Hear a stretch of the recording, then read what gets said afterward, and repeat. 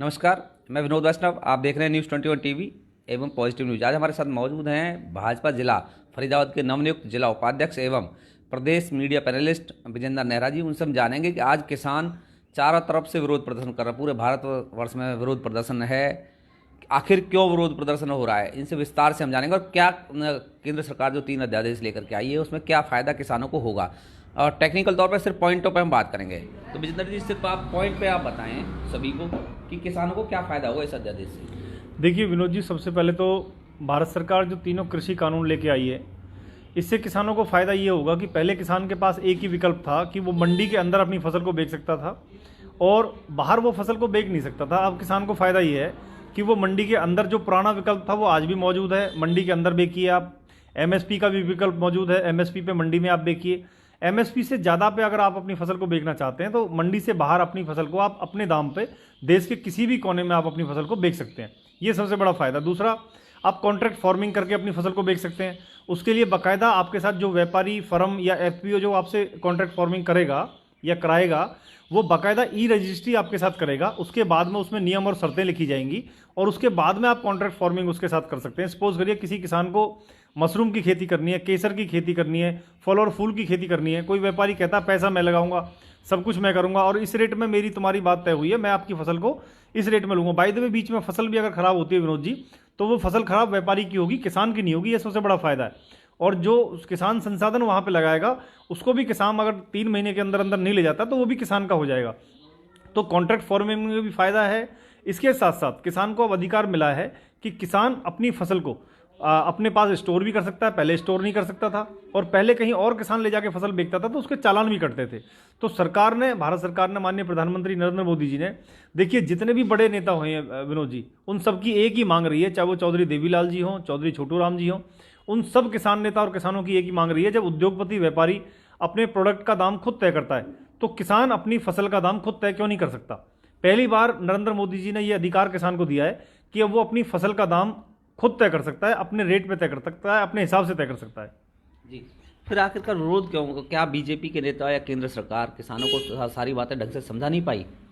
देखिए विनोद जी, क्योंकि 5 जून को ये तीनों कृषि के अध्यादेश भारत सरकार लेके आई थी। उस समय लॉकडाउन लगा हुआ था और कोरोना का प्रभाव बहुत ज़्यादा था। इसलिए ये तो निश्चित बात है कि भारतीय जनता पार्टी के कार्यकर्ता नेता जनता के बीच में इसलिए नहीं गए क्योंकि कोरोना की महामारी फैली हुई है और भीड़ क्राउड इकट्ठा करने से कहीं वो और ज़्यादा फैल जाए। इस बीच में 3 महीने तक किसानों ने इस कानून का बड़ा स्वागत किया। सब बड़े प्रसन्न थे, खुश थे। चाहे वो जून, जुलाई, अगस्त, 3 महीने की हम बात करें। उसके बाद में कांग्रेस ने जब देखा कि इसका श्रेय भारत सरकार और मोदी जी, बीजेपी सरकार को मिलेगा, तो उन्होंने इसके खिलाफ दुष्प्रचार करना शुरू कर दिया कि देखो जी एमएसपी खत्म हो जाएगी, देखो जी मंडी खत्म हो जाएगी इन कानूनों के आने से। अब मुझे बताइए, ना एमएसपी खत्म हुई है ना मंडी खत्म हुई है, क्योंकि एमएसपी तो कृषि लागत और मूल्य आयोग की सिफारिशों पर तय होती है। कांग्रेस ने कोई कानून थोड़ी बना रखा है एमएसपी के लिए। जो पुराना सिस्टम था एमएसपी का, वही आज सिस्टम है। मंडी जैसे चल रही थी पहले, वैसी आज चल रही है। पिछली बार हरियाणा प्रदेश के अंदर 3 लाख मीट्रिक टन बाजरे की खरीद करी थी एमएसपी पे सरकार ने। आज 6 लाख मीट्रिक टन की खरीद करी है, डबल होगी हमारी जो धान की हमने खरीद करी है वो भी हमारी डबल हुई है पहले से। और हरियाणा सरकार 12 फसलों को एमएसपी पे खरीदती है, जबकि पंजाब सरकार सिर्फ 2 फसलों को एमएसपी पे खरीदती है। आप मुझे बताइए, और उन दोनों फसलों का भी, गेहूं का और धान का, जो पंजाब सरकार खरीदती है एमएसपी पे, उनका भी पेमेंट केंद्र से आता है। तो पंजाब सरकार का क्या रोल है? आप देखिए, आज पूरे देश के अंदर किसान खुश है। सिर्फ पंजाब को छोड़ के आप मुझे बताइए आंदोलन कहाँ हो रहा है। और पंजाब में भी, क्योंकि अगले साल चुनाव होने हैं, इसलिए कैप्टन अमरिंदर जी राजनीति इस विषय पर कर रहे हैं, राजनीतिक रूप से किसानों को भड़का रहे हैं। लेकिन मैं बताना चाहूंगा विनोद जी, ये किसानों की, गरीबों की, मजदूरों की सरकार है और किसानों ने हमें जिताया, उन्होंने बनाया, तो उनके लिए काम कर रही है सरकार। और जहां तक बात है, देखिए अभी 10-12 दिन पहले देश के अंदर 58 सीटों पे उपचुनाव हुए हैं। 58 सीटों में से 42 सीटें पूरे देश भर में भारतीय जनता पार्टी ने जीती। लेकिन हरियाणा में तो हार गई। मैं टोटल आपको बात कर रहा हूं, क्योंकि भारतीय जनता पार्टी एक राष्ट्रीय पार्टी है। 58 सीटों में से 42 सीटों पे हम जीते हैं। कांग्रेस की सब जगह जमानत जब्त हुई है और बिहार के अंदर हमें 73 से ज्यादा सीटें वहां पे मिली हैं और कांग्रेस पार्टी को 70 में से सिर्फ 19 सीटें मिली हैं। तो बिहार में हम जीते हैं। एक चीज, आप हरियाणा की राजनीति करते हैं, फरीदाबाद की राजनीति करते हैं, सबसे ज्यादा किसान हरियाणा और पंजाब में माना जाता है। हरियाणा में बीजेपी बुरी तरीके से हारी है और आप कह रहे हैं कि चारों तरफ से आप सीटें गिनवा रहे हैं कि वह जीत करके आई है। नहीं, हार को किस नजरिए से देखते हैं आप? देखिए, पिछली बार भारतीय जनता पार्टी को 37,000 वोट मिली थी। हार तो हार है ना। मैं वही बता रहा हूँ विनोद जी। पिछली बार भारतीय जनता पार्टी को बड़ौदा के अंदर 37,000 वोट मिली थी। हम कभी भी वहाँ नहीं जीते, वो कांग्रेस की एक परंपरागत सीट रही है। 37,000 वोट से इस बार हमें 50,000 प्लस वोट वहाँ पे मिली हैं बड़ौदा के अंदर। दूसरा, पिछली बार हमें 33% वोट वहाँ पे मिली थी, अब की बार हमें 41% वोट मिली है। हमारा वोटिंग शेयर परसेंट भी बढ़ा है वहाँ पे, हमारा वोट भी बढ़ी है वहाँ पे। और बीजेपी का प्रत्याशी ने एक मजबूत टक्कर वहाँ पे दी। जो कांग्रेस पार्टी कह रही थी 25-30 हज़ार की लीड से हम जीतेंगे, वो मुश्किल से 10,000 से जीत पाए, और वो भी आज तक भारतीय जनता पार्टी उस सीट पर कभी जीती ही नहीं। तो ये आप इसको हार कैसे बता सकते हैं जब वहाँ आज तक हम जीते ही नहीं? तो वहाँ तो पहले भी कांग्रेस के विधायक थे, जो श्री कृष्ण हुड्डा जी जिनका स्वर्गवास हुआ वहाँ पे, अगर उनका स्वर्गवास नहीं होता तो आज भी वहाँ पे कांग्रेस के एमएलए होते। आज इससे पहले भी कांग्रेस के 31 एमएलए थे, आज भी कांग्रेस के 31 एमएलए, हमारे पहले भी 40 एमएलए थे, हमारे आज भी 40 एमएलए। नेहरा जी, सहयोगी पार्टी आपकी जजपा, उनके राष्ट्रीय अध्यक्ष अजय सिंह चौटाला, उन्होंने एक बयान दिया है मीडिया में कि जब केंद्र सरकार में मोदी जी और अमित शाह जी कह रहे हैं कि एमएसपी कम नहीं होगी, एमएसपी लागू रहेगी, तो क्यों ना वो लिख करके दे दे इस बात को। ये तो आपकी सहयोगी पार्टी कह रही है खुद ही। देखिए, लोकतंत्र है हमारा, और जेजेपी का जो गठबंधन है वो मुद्दों के आधार पे है, तो वो अपनी बात रखने के लिए स्वतंत्र है विनोद जी। और भारतीय जनता पार्टी अपनी बात रखती है, वो अपनी बात रखते हैं। किसान संगठनों के साथ उन्होंने भी अपनी बात को रखा है, तो भारत सरकार इसमें निर्णय लेगी। लेकिन जहाँ तक मुझे लगता है कि मंडी के अंदर तो एमएसपी का जो पुराना सिस्टम था वो वैसे के वैसा ही है जैसे पहले था, एपीएमसी एक्ट के अकॉर्डिंग, और मंडी का प्रावधान भी पुराने की तरह ही है। और कांग्रेस ने भी कभी कोई एमएसपी का कानून नहीं बनाया। तो एमएसपी तो कृषि लागत और मूल्य आयोग की सिफारिशों पर तय होती है, जो अभी आपने देखा हो, रबी की फसलों पे सरकार ने पैसे बढ़ाए हैं, हर फसल पे, चाहे गेहूं पे 50 रुपये बढ़ाए हैं और चने पे बढ़ाए हैं, हर चीज़ पे हमने पैसे बढ़ाए हैं। तो इसमें कोई दिक्कत नहीं है। एमएसपी का जो पुराना सिस्टम है, मंडी का जो पुराना सिस्टम है विनोद जी, वो ऑलरेडी है, और सरकार ने एक नया विकल्प किसान को दिया है। और ये मैं आपको बड़ी एक चीज़ और बताना चाहूँगा विनोद जी, कि ये उन किसानों के लिए है जो डायरेक्ट मार्केटिंग करते हैं, जो एफपीओ बना करके खेती करते हैं, और जो प्रगतिशील किसान है। हरियाणा प्रदेश के अंदर 82,000 प्रगतिशील किसान है जो डायरेक्ट मार्केटिंग करते हैं। जैसे हमारे फतेहपुर बिल्लौज गाँव में फलों की और फूलों की खेती होती है, तो वो डायरेक्ट मार्केटिंग करते हैं। जो किसान नॉर्मली पुराने सिस्टम से जाना चाहते हैं आज भी, क्योंकि 95% जो किसान है वो पुराने विकल्प में जाएंगे मंडी एमएसपी पे, वो जाएं। जिनको मंडी से बाहर एमएसपी से ज़्यादा पे अपनी फसल को बेचना है वो बाहर बेचें, अन्यथा आप अंदर बेचें। किसने मना किया? विनोद जी देखिए, मैं बड़ी सिंपल बात कहता हूँ। जो किसानों की मांग है कि तीनों कृषि कानूनों को रद्द कर दीजिए, अगर भारत सरकार सपोज करिए इनको रद्द भी कर देती तो किसानों को क्या फायदा होगा? उनके पास जो पुराना विकल्प है मंडी और एमएसपी का, वही रह जाएगा। वो तो आज भी उनके पास है। किसानों को सरकार ने एक अतिरिक्त विकल्प दिया है। और जहां तक बात है देखिए पंजाब के किसानों की, आज पंजाब का किसान हरियाणा के किसान से सहयोग मांग रहा है आंदोलन में।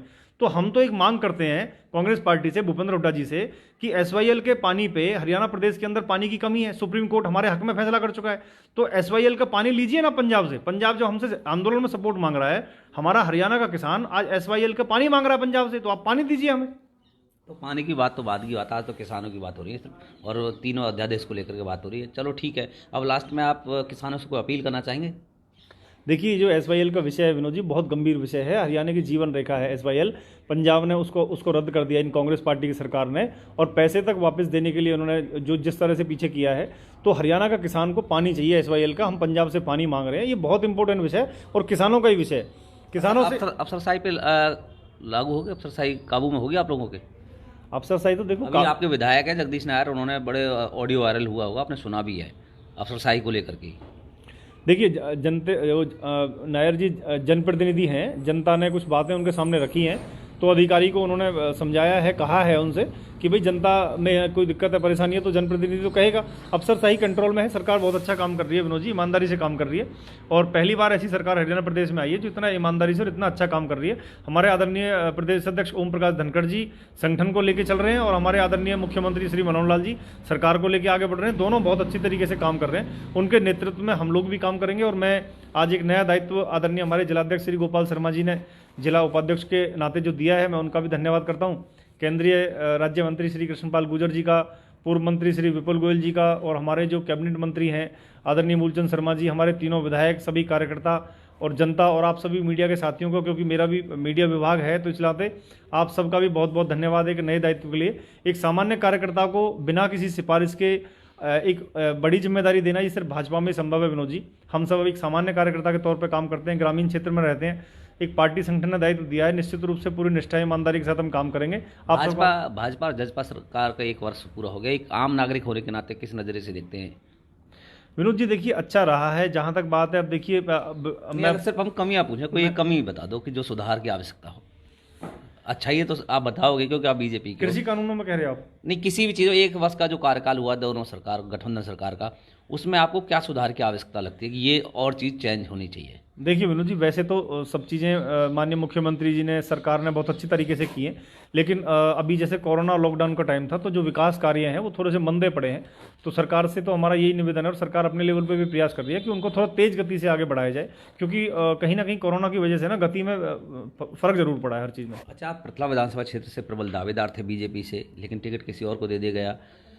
आज 1 वर्ष का कार्यकाल है विधायक का, किस नज़रिए से देखते हैं? क्योंकि आपके पूर्व बीजेपी के नेता भी हैं और पूर्व में विधायक हैं बीएसपी से, टेकचंद शर्मा, उन्हें खुले तौर पर आरोप लगाया है कि नदारत विधायक, गायब विधायक, कोई काम नहीं हुआ। आप कुछ कहना चाहेंगे इस पर? बीजेपी के नेता हैं, उन्होंने आरोप लगाया सीधे सीधे। नहीं, देखिए ये टेकचंद शर्मा जी की अपनी निजी राय है। भारतीय जनता पार्टी के कार्यकर्ता होने के नाते मुझे लगता है कि नैनपाल जी ने जो काम किया है, जो उनको जिम्मेदारी मिली थी उसको उन्होंने निभाया है। और अभी तो बहुत कम समय हुआ है, 1 साल का समय है, लॉकडाउन कोरोना भी इस दौरान आ गया, तो नैनपाल जी भी अपनी तरफ से प्रयास कर रहे हैं कि ज़्यादा से ज़्यादा काम पृथला क्षेत्र में करवाए जाएँ। और क्योंकि भारतीय जनता पार्टी को नैनपाल रावत जी ने समर्थन दे रखा है, सरकार ने उनको चेयरमैन बना रखा है, तो मेरी तो उनको शुभकामनाएं हैं और मुझे उम्मीद है कि नैनपाल जी अच्छा काम करेंगे। और विजेंद्र नेहरा अगली बार चुनाव लड़ेंगे?